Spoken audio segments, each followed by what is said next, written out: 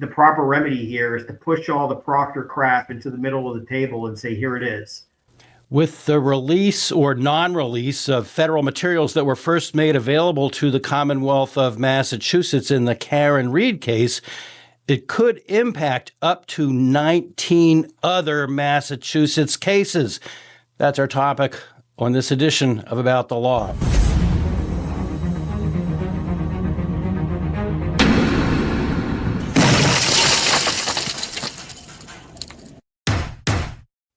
You lost. And you know what you did. I'm attorney Andrew Myers. This is About the Law. Joining me is co-host Yoli Medina, California attorney, and we're lucky enough today to have attorney Mark Bederow with us. Hi, Mark.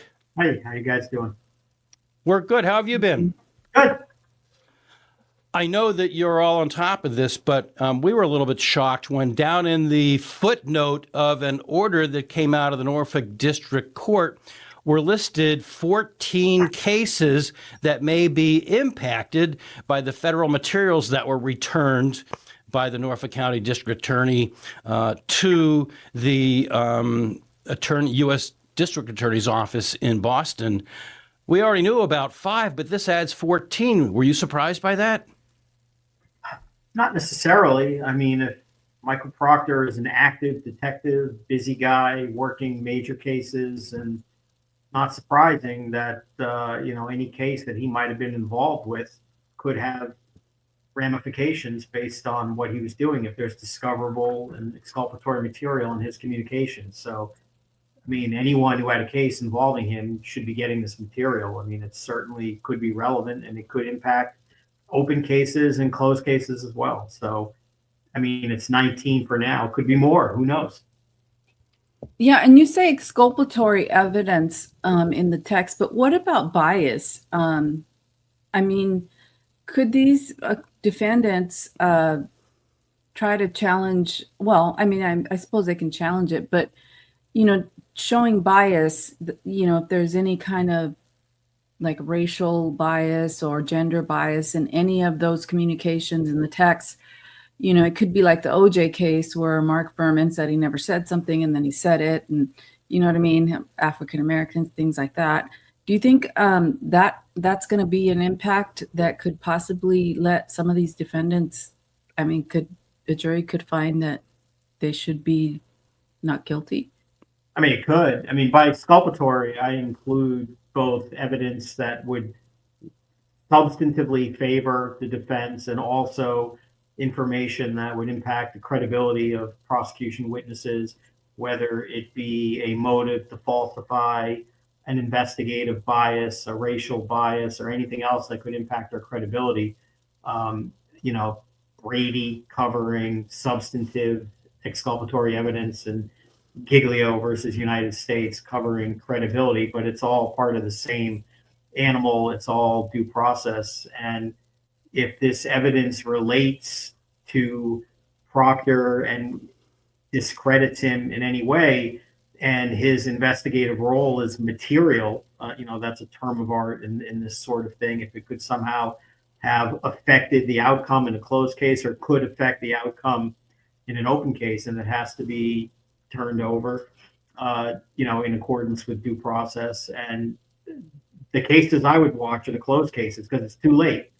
If Proctor's investigation and his behavior is material to the outcome of the case, and this evidence was in the prosecution's possession, custody, or control and not disclosed, and it's disclosed after the fact, then you're talking about new trials, vacated convictions, potentially lawsuits, again, assuming any of this matters. If Proctor's credibility is not important, then a lot of this may not matter. So if he had simply a tangential role and appeared in one police report on one case where the report says all he did was sit there and scratch his head and do nothing, then the fact that he's communicating about things that are not appropriate isn't going to be material to the outcome of the case. But you take in Karen Reed, for example, it was entirely material. I mean, his entire investigative bias was at issue. You've seen it, I think, in this Miles King case. He held on to these search warrants apparently for years, which doesn't make much sense. There's reason to believe that he made racist comments about him. That's a little bit speculative, but based upon the tea leaves that you're seeing, that appears to be the case.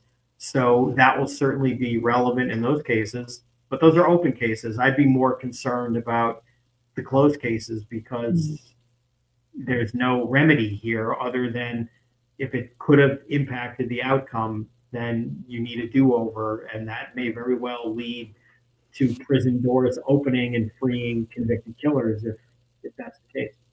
Well, the thing that really struck me about it, in addition to everything you've already mentioned, but the thing that really intrigued me was that the defense attorneys apparently never had the opportunity to review all of the materials, 3,000 pages plus. And it was the Norfolk County District Attorney's Office that reviewed it all. And it was the Norfolk County District Attorney's Office that unilaterally proclaimed, okay, here's an index, but here's what we're going to give you, and that's it. And now it's getting sent back to the U.S. Attorney's Office. And that, what are your thoughts on that? It's a problem. I mean, the state law implicates everyone in these cases, and federal due process applies to these state defendants. So if this information is in the possession, custody, and control of the Norfolk DA's office or the police or whoever comprises the prosecution, then the defendant in the state court case is entitled to it. And if there's an issue where the prosecutor, in this case the Norfolk DA, is saying, well, there are things that we can't disclose because we're under a federal protective order, that may be the case. But the individual criminal defendants have due process rights under the U.S., Massachusetts constitutions, as well as Rule 14 of Massachusetts, to get access to this material. So there has to be a way that they get it. And if they don't, then there has to be consequences involved. I mean, you can't sacrifice the right of a criminal defendant who is entitled to favorable evidence because the Norfolk DA says my hands are tied because there was a federal protective order.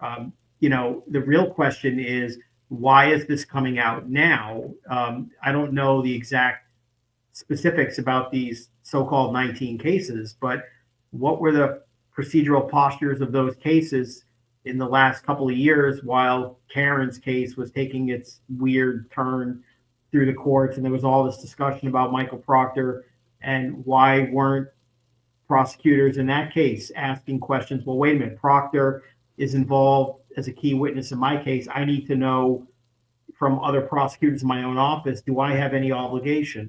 Were the defense attorneys in that case saying, hey, wait a minute, Proctor was involved in my case, what do you have? I mean, if I had represented someone in one of these cases and was reading about Proctor, I would be sending specific demands over and over until somebody does something, filing motions. I don't know if that happened or didn't. But the bottom line is, if it turns out that they're in actual possession or have custody or control of this material, and it's favorable and or discoverable to the defense, they had an obligation to disclose it. And apparently they didn't until now, or at least give notice until now.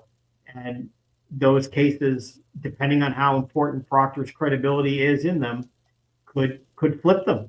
It really could. Yeah, well, based on the fact that the Norfolk County District Attorney has been less than forthcoming about the various materials that Michael Proctor had gotten by subpoena. I mean, we saw that in a hearing earlier this year that there was just no procedure. Adam Lally said that on the stand. The thing that I really don't understand, I think I do, but it seems crazy to me that Judge Krupp in the Norfolk County Superior Court issued 2 orders in late October 2025 to the U.S. District Attorney's Office. Now, in my view, a Commonwealth court, a state court, has no authority to issue an order to the federal authorities. Do you have any insight into that? Yeah, I don't believe a state superior court judge has lawful authority to direct a federal district judge to do anything, or a U.S. attorney's office to do anything.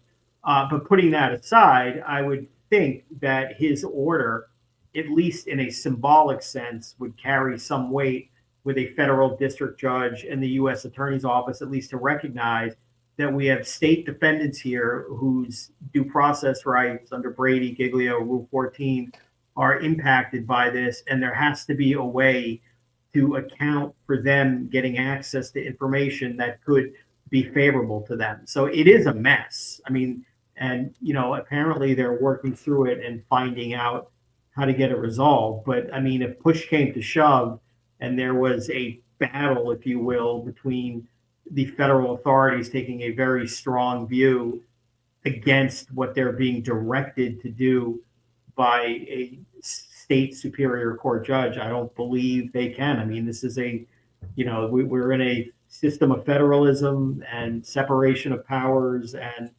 there's a reason why a federal district court judge has the power to consider a state court conviction on a habeas corpus petition, for example, but not the other way around, right? There is a reason why the U.S. Constitution trumps everything that any state could pass. I mean, so when there's a conflict between federal and state law, I mean, let's be honest, the federal law is going to control. That's the way America is set up. Yeah.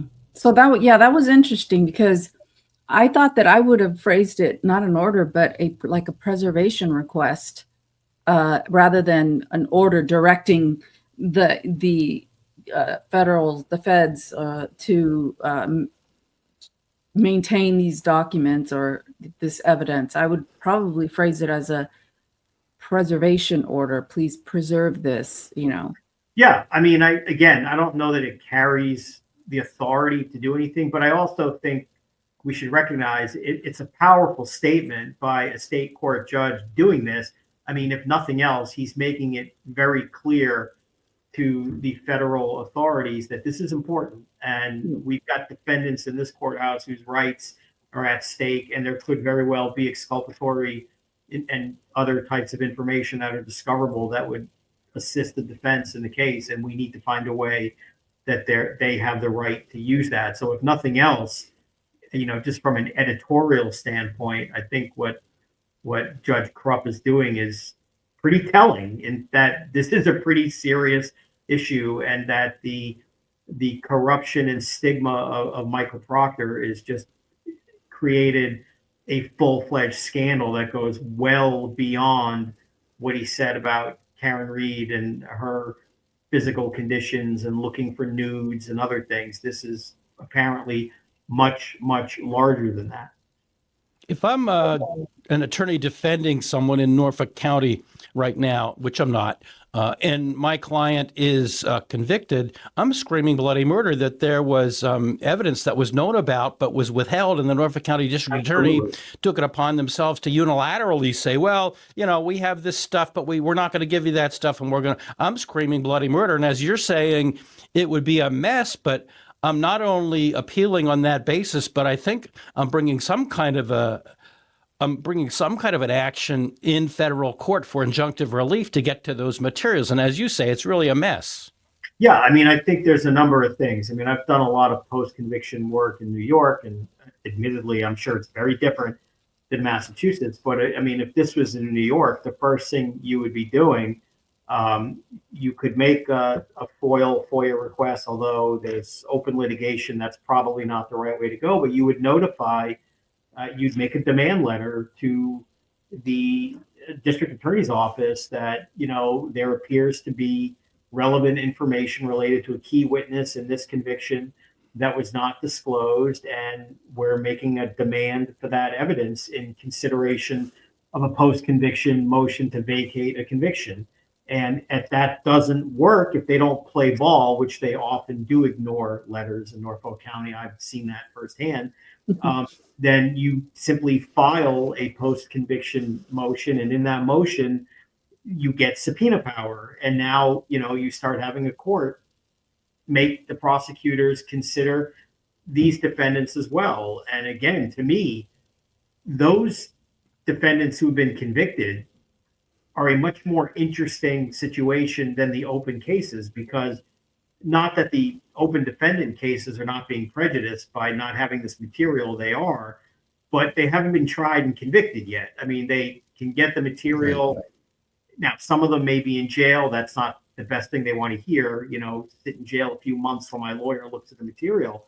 But I would be most concerned about the guy who's doing 25 to life in prison, who Proctor testified against, and there may have been materials that, if I had had as the trial lawyer, could have been used to impeach him and might have impacted the outcome. And again, those motions, they're going to be coming. It's just a matter of who makes them, and depending on how active Proctor really was and how important his role was in any case. Because the only distinction here is that you're not getting a new trial or getting any real relief if Proctor is a nobody in a case just because he said some things that would impeach his credibility. If his credibility doesn't matter, then it doesn't matter. But you get the impression by the DA flagging these 19 cases that they're kind of acknowledging his credibility matters in these cases. And as you pointed out, Andrew, it's not like, they're the most transparent, open group of prosecutors about sharing information. So frankly, it just leads me to believe that if they're alerting everyone to 19, there's probably 100. You know what it reminds me of? It reminds me of the scandal at the Massachusetts State Police Crime Lab a number of years ago when Annie Ducan was found to have phonied up drug testing results. And that resulted in the overturning of many, many, many convictions. And it had ramifications that people didn't even realize at first. And if people don't understand what I'm talking about, there's a Netflix series on it. Before we move on to the next topic, I want to ask you one other thing that was in the Superior Court order in this case. The order said, quote, "No defendant has shown me good cause to believe that the confidential materials should not be returned to the U.S. Attorney's Office other than to maintain a record of the confidential materials actually reviewed by the Norfolk County District Attorney's Office." That raised my eyebrows because Rosemarie Capiccio, Larry Tipton, and the other attorneys in the room absolutely, in my mind, raised incredibly good grounds to release all of the materials, grounds that you and I have just talked about in the last 15 minutes. So I just couldn't believe that order, and it would seem, I guess it's too early to appeal it, but it would seem to be grounds for appeal later if the materials aren't released. Certainly, again, if there is material that is favorable to these individual defendants that could be used to help them and show that the investigation was shoddy or the investigator was biased or racist or whatever. I mean, the King case is a perfect example. If Proctor is sending all kinds of racist messages and indicating that he's a poor investigator and he's biased, then the defense has an absolute right to raise that as part of their defense, call his credibility into question, call the good faith of the entire investigation into question. So it's hard for me to fathom how they would not be entitled to that. And the defense is the proper party to decide what value, if any, any material has. And the remedy, of course, for a prosecutor would be a motion in limine if they think the defense is just throwing mud at the wall because you say the name Proctor, then they have a remedy to say this is not relevant, it's prejudicial, it ought to be excluded. But it's a very dangerous precedent to deny the defense in the first instance the right to look into material that may or may not be admissible, may or may not lead to a defense theory consistent with either actual innocence or reasonable doubt, or may or may not lead to them discovering other evidence that would help the defense. I mean, it seems to me that, look, the proper remedy here is to push all the Proctor crap into the middle of the table and say, here it is. And if you need to have protective orders to prevent the public dissemination of embarrassing innocent parties, that should happen, clearly. But Michael Proctor deserves no cover here. He deserves no quarter for what he did if it's contained in these messages. And, from the federal standpoint, you understand that they're not programmed to just turn over, grand jury material. It's just, they're not wired that way. But this is kind of a one-of-one situation. And you have too many defendants whose rights are at stake, who could be getting screwed based upon the inappropriate behavior of, we say Proctor, and it could be others, because who are those messages going to? Yes. And how are those people responding or not responding? We know almost certainly at least one Canton cop has been brought down or is in the process of being brought down by this. And he was kind of a very involved in the early stages of the Karen Reed case. You're talking about Sergeant Good in the Canton Police. Right. I don't think it's any coincidence that he was suspended the day that this stuff came out. You see the son of the former chief resigned recently, although that seemed to be effective before this came out. But is that related to this? Did he know something? Who knows? But you've got to let the defense explore the proper avenue to try to, represent their clients in a zealous and fair way. And the best way to do that is to push the pile of proctored garbage to the middle and say, here it is. And honestly, that's a position the DA's office should be advocating if they want to be taken seriously, transparently, and not looked at the way they are looked at by almost everyone in Norfolk County, which is at this point either enabling corruption, allowing it, or participating in it. And that's a terrible thing when that's the majority feeling of people who live and work there, how they feel about the DA's office and the state police who work in that office. I mean, the system can't function with that kind of belief by the people and their authorities. Well, the material you're talking about shoving to the middle of the table, it's got to be, I don't like the word bombshell, but it's got to be amazing, because within hours after it was revealed that it existed, Michael Proctor withdrew his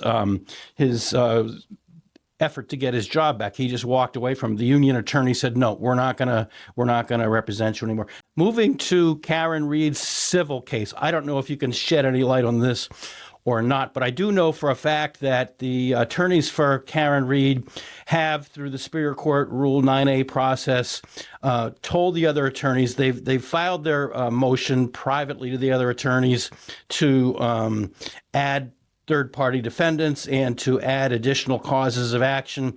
I don't know if you can shed any light to us as to what's in that motion, which doesn't get filed in court publicly until the other attorneys have the chance to respond. Or what do you think the chances are that the judge in that case will allow all of those third parties that her attorneys talked about in a hearing a few weeks ago? Well, that's the extent of my knowledge, is what you just referenced. I'm not privy to anything other than what's been reported or said in open court. And I know they listed the several names of the usual suspects you would expect that they intended to add to the party and go after. I understand their argument. It's going, at the same time, by putting it on them, it exonerates Karen in a civil sense. So why not have it all in one trial? The impression I got, though, from the judge, at least back then, several weeks ago, was that he was not inclined to, I'll let you say whatever you're going to say, but, I think you have a tough road to do that, and I may force you to start your own proceeding against them. So I'll have to wait and see. But as far as what they provided to the other side, I would assume they have the claims against those third parties that we talked about, and we'll have to wait and see. I don't know. Yeah, I got confirmation that yes, the Rule 9A package was sent out. I just thought maybe you could give us some insight into what's in there. I didn't even know that, to tell you the truth. I know nothing about the civil case other than Sergeant Schultz. Yeah, no, it's the truth. That's not Sergeant Schultz. I have no clue what they're doing civilly. I didn't mean anything nefarious about that, so I withdraw that comment. Yoli, you had a question about whether they even can litigate the federal, 1983 charges and the state charges all together. Oh, yeah. Well, no, I know in California, I don't think a judge would allow in a wrongful death case involving a car, somebody hitting somebody or DUI, if they would allow a 1983 civil rights case to be combined with it. An alternate person, like somebody else who was negligent, like they can actually doe them in or bring them in. If it's a civil rights case, it's so far from a personal injury case or wrongful death case that I don't think a court in California would do it. But I don't know how Massachusetts is. I don't know either, but I know when they announced their intent to do it, I think to a lot of people it was surprising in the sense that you just assumed it was going to be a 42 USC 1983 suit against the police officers involved, for whether it related to Fourth Amendment violations, intentional violations, so to deprive Karen of her civil rights by, sprinkling taillight pieces, falsifying this, doing that. But that doesn't sound like that's what they're doing. So, I mean, I'm sure that is one of the things that the court will take into play about why, I will or won't allow this. I think their strongest argument, though, is that it's the same set of facts. And if we can, in one case, demonstrate that, Karen should not be held civilly liable, and here are the people who, in fact, are civilly liable, and it's the same fact pattern, same everything, notwithstanding the fact that you're going to need a much bigger boat to get all those people surrounding, how many ever tables, like an old fashioned New York City mafia trial that they used to have where, you'd have 37 defendants in the courtroom at once kind of thing. I mean, we'll see if he allows it or not, but if you read the way he portrayed it several weeks ago, you get the impression that he wasn't. But that's Yeah, the same I got the same impression, but it's just that it would be, in quote unquote, in the interest of judicial economy to do it all as one ball of wax. You don't have to depose everybody twice. It would make no sense. I also think that, in fairness to Karen's position, I mean, if they can go after Higgins, Jennifer McCabe, Michael Proctor, I mean, that is squarely in line with their defense in the case in which she's a defendant. I mean, it's not adding factually a hell of a lot. I mean, it's going to be her defense anyway. Right. It's the same thing. Yeah, right. Do you make anything of the fact that and I'm still talking about Karen Reed's civil case, the case by the O'Keefes against her. Do you read anything into the fact that apparently, looking at the docket, 3 attorneys have withdrawn from the case and 4 new attorneys have come into the case? Do you read anything into that? No. I mean, the only thing that I would read into is if you saw documents like that and if you saw her lead Massachusetts lawyer leave, I forget his name off the top of my head. The one who spoke, the South African Attorney Seligson. I mean, to me, that would be noteworthy, but that's not the case. Or if, Alan Jackson left, that would be noteworthy. But as far as the other people filling out the roster, I'm sure they're all competent and credible if they're involved in a case like this, either whether they're coming or going. But I have no idea what role or how prominent, whether they, what they were doing anyway. But I mean, the quarterbacks are still there. So I don't read much into it, but I don't know what's going on either or why. But the new attorneys that were brought in have to, their insurance, they deal with insurance litigation. And so perhaps there may be several, insurances involved. If they sue, the other third parties, like that they may use their homeowner's insurance to cover them. And so they want an attorney to know the ins and outs of that kind of coverage. So in order to get coverage. So yeah, I mean, I didn't pay much attention to it or give it even anywhere near that level of thought, but that would make sense to me that if they want an expertise because we're coming after, we think, this whole swath of people, and to get ready with all the various insurances and why people don't want to pay when they get sued and whatnot. So that sounds as good a reason as any other. So I should stop asking you to read the tea leaves, but one final question along those lines. Do you read anything into the Proctors hiring this San Diego, California prominent trial attorney, BBN Fell? The O'Keefes. The O'Keefes. What did I say? I said no. I mean, if she's credentialed and skilled, then I would say God bless them. I mean, I think their case is flawed for many reasons. I think a lot of people do. But putting that aside, I mean, I would never fault the O'Keefes if they're able to bring in a skilled lawyer that they think helps them. If that's what she wants to do, that's fine. I mean, clearly if she's coming in on a contingency, then she would be coming in with her eyes wide open because, if 100% of zero is zero, if there's no recovery, if that's the case, I'm not, again. So if she wants to do it and they want her to do it, and in their eyes, it increases their legal team, I mean, I think they're like anyone else, they're entitled to have their lawyer of choice. And, I'm not bitter about pro hoc admissions in Massachusetts. If that's who they want, that was a joke, by the way. Yeah, we got it. I didn't know how to respond. I'm No, there's sorry. no response. No, it's fine. If they want to bring in, a California lawyer to do that, who has extensive experience in personal injury, that's fine. It's not going to change the facts. No. I mean, it's not going to change the fact that, No. in terms of causation, that Karen is simply going to relitigate, with engineers and medical witnesses and other people, including Proctor, who, by the way, I mean, look at the case now than even from a few weeks ago.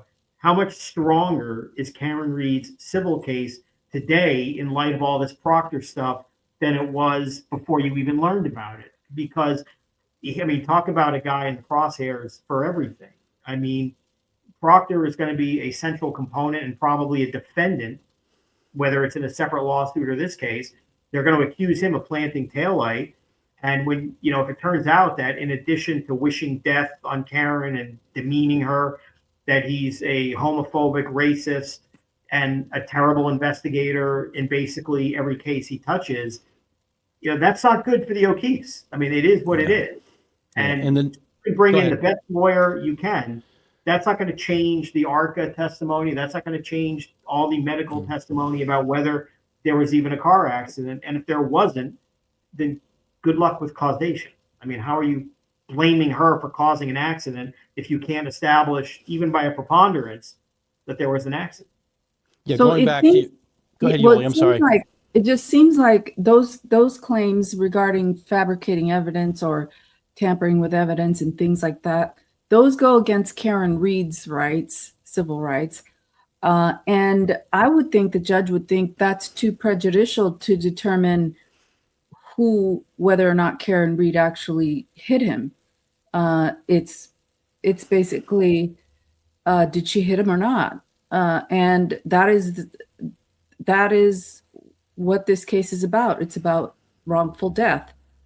And so the tampering with evidence or doing all of that doesn't go toward whether or not she hit him or not. I Kind of, disagree for the simple reason there is a dearth of evidence that establishes an impact. And from the, I almost said prosecution. At this point, the plaintiff's perspective, they would argue the best evidence is the fact that there were 45 pieces of shattered taillight lying around and that's because she hit him. And if Karen's defense is that their best evidence that I hit him is fabricated, planted. Yeah. And I mean, I don't know how that can't come in. And I think she has an absolute right, whether Proctor is a third party defendant or not, because it goes against her causing the accident if that taillight was planted or got there. The word I would use is got there unnaturally, as opposed from a collision. right. So in terms of judicial economy, then I can see how then her civil rights claims might be able to come into the civil case when you put it that way. Yeah, I mean, I do think that the issues overlap by allowing these defendants in. And I think from the judge's perspective, again, without hearing the formal motion, his initial resistance may have been looking around the courtroom and saying, how the hell am I doing this with 20 defendants and cross-examination consisting of 5 different groups of lawyers over the course of 3 days to do one cross? Yeah. And it just may be a logistics thing, but that doesn't mean that the more economical way to do it is to force her to file an entirely new action. To me, it ought to come in together because it does overlap. I mean, it is part and parcel of the same case as I see. Yeah, and separate from the federal 1983 legislation, the Massachusetts statutes have civil rights causes of action. I can't cite the MGLs at this second, but I've been there, done that. And moreover, our rules of pleading, I don't know anything about New York, I don't know anything about California, but our rules of pleading in Massachusetts allow you to plead, contradictory, different, don't have to be There's- consistent, different causes of action. So it's irrelevant that it's in my way of thinking that, you know, there's a wrongful death claim here. Well, the facts are similar, so why can't I bring other claims? I've been involved in some crazy business litigation where, you know, the counts, you have 100 counts and they're a variety of different things. I So- mean, to me, I mean, even if you kept out these claims, who's to say theoretically that as part of their defense that they don't subpoena these witnesses and haul them in anyway Right. and ask them the same questions to show it's your fault, not Karen's. So, if that's the Right. case, you might as well put it all out there. Yeah, I see that because if she's going to defend herself by saying that the police fabricated, because I guess she is going to defend herself saying that the police fabricated things, among other things. So she's in a sense blaming them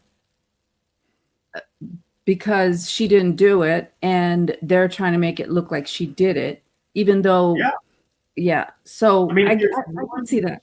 If there's one thing that Karen's defense, whether it be a criminal case or a civil case, the hill that they would die on, and let's be honest, they have to, is that the taillight pieces did not come from an impact. Because if they did, and if that were literally true, then she hit him and she killed him, right? I don't think anybody would say that if those taillight pieces were on the ground naturally, in the sense of she backed into and hit John O'Keefe, then she would be responsible.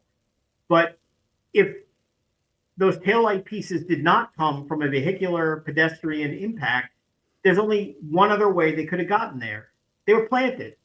And it's kind of an either or thing. So there's no question that their defense has to be that Proctor, Buchanan, the state police, whoever else, whether members of the Canton police, Kevin Albert, whoever, that they conspired and in some way planted the taillight. And there's other evidence to go with that. That really is the glue to the ARCA evidence, which is scientifically, we don't see this. Right. And the medical examiner is saying, I agree with you. We don't see this medically. And then, you get into the fact, not to get too into the weeds from the criminal case, but it matters when, Proctor and Buchanan claimed that they had the vehicle at a different time than they really did. So they did have access to the taillight, and it was in the Sally port. And we know the video was inverted. And you could go on and on. There's a lot of smoke here to support the fire that her team is suggesting is really on fire. Yeah. And we're not going to mention Kelly Devers. Right.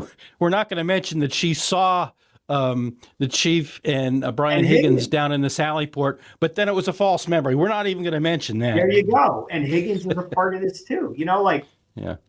Higgins and Proctor and all those guys, they disappeared from, the recent criminal case because, the DA decided we're just, we're not getting into this, which is, that's choice. But they're not disappearing from the civil case. Okay, one more tea leaves question. I promise you no more, but one more hot off the press on the day that we're recording this is that Caleb Schillinger is resigning from the Norfolk County District Attorney's Office. It was filed and then put on the docket the same day as we're recording this. And so my question, I guess, is this like a beginning of the falling of the dominoes with Schillinger resigning from the DA's office, with Good being put on administrative leave at the Canton Police Department? Are we going to see more? When it comes to a prosecutor leaving, and I know this from experience, having been a prosecutor and worked with hundreds and hundreds, I would give a healthy dose of skepticism and everyone relax before connecting this. Most people, at least, where I worked in the Manhattan DA's office, you come and go. For most people, it is a starting point. There are lifers as well, but it's a very respected, distinguished place to be, and do learn how to become a trial lawyer and all that kind of stuff, resume, this, that, the other. the fact that a guy who's been in the DA's office for, I don't know, 10 years, whatever, 15 years, I have no idea, I don't know. is leaving. Could it be related to this? It could be. It could also be that he got a nice job offer from a law firm or an in-house position. And you know what? Working for the government and working for a DA's office that's getting kicked in the head on a daily basis and is, for all intents and purposes, right now considered the most corrupt office in America, ain't so good when I can, quadruple my salary and go into private practice and I've got a family to raise. See, who knows? It may be related, but it may very well not be. And I think that, the people who follow all this stuff on Twitter about, people coming and going should probably have a little bit healthier dose of skepticism. Now that's different than like when this Sergeant Good gets suspended against his will on the very day that this happens, and then the Canton police issue a press release and say, Okay. it's related to things about, a former member of another law enforcement agency, which is just a politically correct way of saying Proctor, things like that. But as far as, Schillinger leaving, I don't know. I would assume it's not related, actually. I mean, the other thing is this: the guy was the appellate lawyer, right? I don't think he was involved in anything in terms of what they were doing investigatively, or would have had a basis of knowledge for what some of the state police were doing. So, I mean, I would consider him in a different light than Proctor and some of these other people if they were coming and going. Okay. Back in the end of July, I think July 30th, a motion was filed in the Karen Reed criminal case. There's still stuff going on in that case to release the transcripts of all the sidebars, as they call them, all the sidebars in both trials. And that's now been pending for over 3 months. Why do you think it's been pending for so long? Don't we have a right to see all of that? This is another one of those, just like Massachusetts things, which for me is just culture shock, not growing up as a lawyer. And I grew up in Massachusetts, but not legally. I have no idea why the sidebars were treated as being sealed or impounded in the first instance. There are always times where certain issues have to be off the record and you may need them transcribed for an appellate record down the line. But I mean, going to the bench to argue objections, I don't know why you have to do that at sidebar in the first instance. And I don't know why you have to seal that from the public view. I mean, even if none of this makes any sense to me about why there would be a default position that anything that happens at the bench is the presumption is sealing. I mean, to me, that's a complete violation of the law where there is a presumption of openness. A court proceeding is designed to be a public proceeding. But, you see this in Massachusetts a lot. I've seen it in some of the cases I'm handling. There appears to be this presumption of you can just impound, seal, place under a protective order and deal with it later, when there ought to be very specific restrictions and limitations to do that. And there ought to be a presumption of openness. So I don't know why, for the life of me, why there ought to be a working presumption that everything said at a sidebar on a public trial, a matter of high public concern, clearly, like Karen's case, should be presumptively sealed or impounded, is the word in Massachusetts. That makes no sense to me. Yeah, it doesn't make any sense to me. That's why they have court reporters to take everything down. It defeats the purpose otherwise. I mean, there have been times, I mean, we all try cases where, you want to approach the bench and have a discussion. And the majority of times, those discussions may not even be transcribed. There just may be approach and you're just arguing. But if it relates to the merits of the case, then what would happen, is that the judge would bring over the court reporter and say, okay, I want this in the record, because if we're arguing about legal issues, certainly both sides have a right to a complete and accurate record on appeal. But that is a far different cry. Keeping it from the jury, I get, right? If there are issues that the jury shouldn't hear, but that has nothing to do with the public right to access of a trial. I mean, the public's not going to be prejudiced by what happens on legal rulings in the courtyard. I mean, we're all just a bunch of blowhards watching a trial and analyzing it. I mean, the people you don't want to be impressioned improperly are the jury, which is why you would go approach in the first case. But that doesn't translate to, okay, we'll put it on the record, but just seal all of it as a matter of, I mean, when these sidebars eventually get released, when they have to, if it turns out 90% of this is just about arguments about whether this proposed testimony is hearsay or not and why it should be admissible or not, then what a freaking joke that that's under seal. I mean, that's ridiculous. The only thing that should be under seal is, they want to ask this witness about, their confidential medical information and, or, Right. whether he was cooperating in some, open case, stuff that is really sensitive. And I would be willing to venture a guess that 90% or more of what is under seal or impoundment on these sidebars in Karen's case is not that. It's just ordinary evidentiary argument, which never needed to be impounded in the first place. Well, if it's ordinary evidentiary argument, as you say, and it may well 90% of it be that, that's something that those of us in the litigation culture want to hear and want to see, especially when you first get out of law school, when you go into practice. How do the judges handle these evidentiary rulings when the rubber hits the road in court? Because you don't learn anything in law school. I'm sorry, Professor. You don't learn anything in law school about evidence. You learn it when you go to trial, and to hear how a judge handles it in the superior court would be extremely interesting and informative to other attorneys in the state. And Right. I mean, that's how I would frame it even more than that, is that the public has a right of access, and it's in the public interest to have open proceedings. Because when you do things like in Karen's cases that are at the bench and sealed, what does it make people think? It makes people think everything's dirty, everyone's corrupt, and they think the judge, I mean, do you know how many people think the judge in that case is corrupt? Yeah. This kind of behavior about doing everything at the bench and issuing evidentiary rulings without anyone in the public even hearing what the reasoning is leads people to think something nefarious has happened, which may not be the case at all. It could be just a judge saying, I think this is hearsay, this is inadmissible, I'm going to allow you to ask this, but not that. Let people hear it. It's in everyone's interest that the public has confidence in the system. And I don't find it unironic that it's Massachusetts that's hiding all this stuff. And it's Massachusetts where so much of the public thinks has the most screwed up, messed up, at least in Norfolk County, court system in America.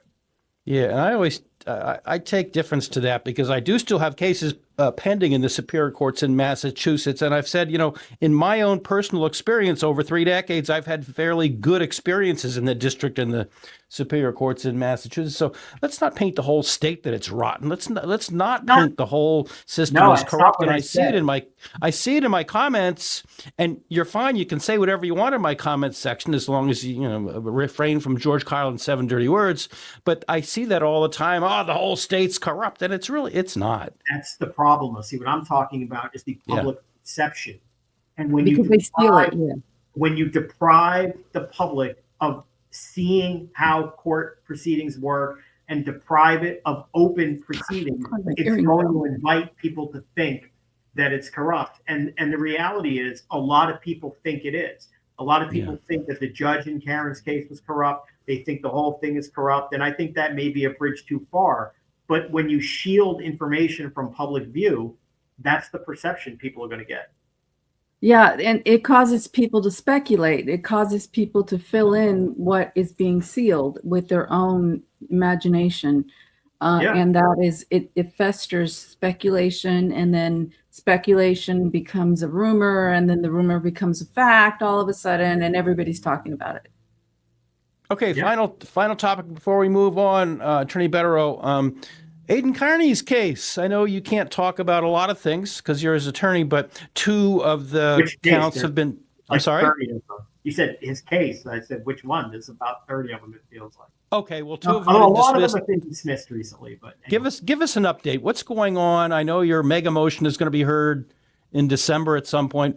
What's going on in that case right now? Could you just give us a brief recap?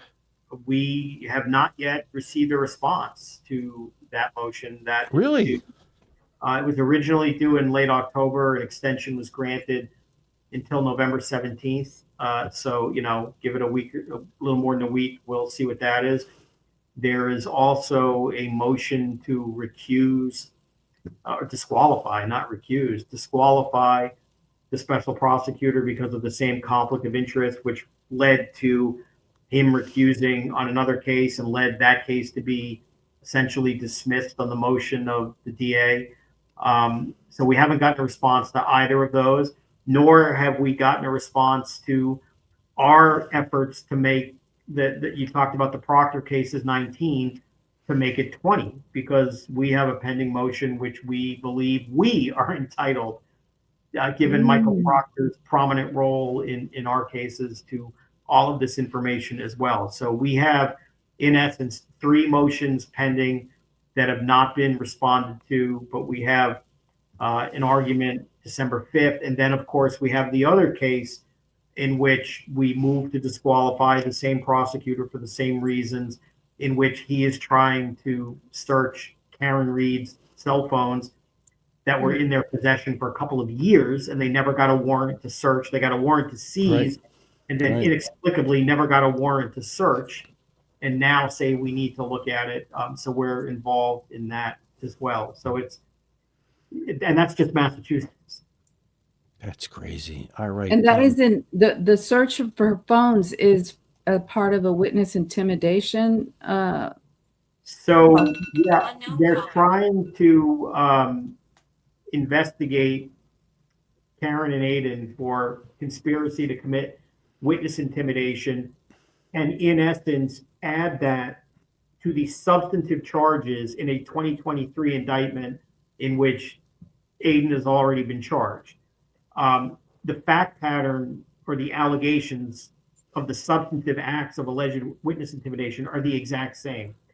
Long story short, they're trying to drag Karen into that by adding a conspiracy count against both of them. But, the problem is the same disqualification issues lie in that as we have filed in the substantive case, and the disqualification, the issue of whether they're even allowed to search her phone when they've been sitting on it for 2 years and did not seek a warrant. But what they did do is run to a grand jury trying to indict them for conspiracy after they seized her phones, but before they sought to search them. They got no billed in that case, and now are coming back a year and a half later saying, well, now pretty please, can we go search the phones in support of that? And, certainly our view is that no court should condone that kind of investigative and prosecutorial behavior. But, that'll be dealt with mostly by Karen's people, because they're her phones. Yeah, makes no sense. All right, Attorney Bederow, thank you so much for your time. I think we've gone over the amount of time that we asked you for. Do you have any closing thoughts for us on any of this? No, just, it's always something new with what's going on. It is bizarre. There's a lot of people who cover court cases nationally, and I would say at this point, I don't watch all of them, but I'm familiar with a lot of them, that I would say Massachusetts has got to be number one on the state hit list across the country of covering cases between, Karen, Aiden, Sandra Birchmore, and these other cases involving Proctor and this, that. It's insane. So I'm sure you'll have a lot more in the next week. We could ask you 40 more questions, but we, easily, in all the cases you just mentioned and more. Changing the topic, I don't know if you've seen we don't ask people for money. We don't ask people to buy merch and mugs, and we don't ask people for any of that. But I don't know if you've seen our promo that we've played asking people. All we want is for people to subscribe. Check this out. Do you pay for a subscription? I do not. Ask it differently. I'm going to allow that. Well, now because you follow. Do you pay for a subscription? I do not. Did you get one for free? Yes. I was not paying to any social media. All right, Mr. Brennan. Sorry, I have just a few more questions. It's denied. I was not paying to any social media. Okay. Well played. Yeah. Well played. I like I've that. actually got a couple of complaints that people, they like the idea. They like the idea that we're not trying to sell them merch and stuff, and we don't run ads. I've been approached by people that want to advertise, and we don't do that. But I've been approached by a couple of people that say they find hearing Mr. Brennan and Judge Cannoni's voices irritating. So I said, I'll stop. I'll stop That's running it fine. when we get 50,000 subscriptions. Fair When we get enough. 50,000, we'll say, all right. Attorney Bederow, thank you very much and have Thank a you. great weekend. You too. Take care, guys. Okay. Bye-bye. Bye. Whether you are in the grocery store, the gas station, or anywhere else, please remember to be kind to people. You don't know what they're going through. And the same goes for our comments section. We want you to comment, but be nice, be kind, be positive if you can. And thank you for watching. Be sure to like and subscribe. Have a good one. The proper remedy here is to push all the Proctor crap into the middle of the table and say, here it is.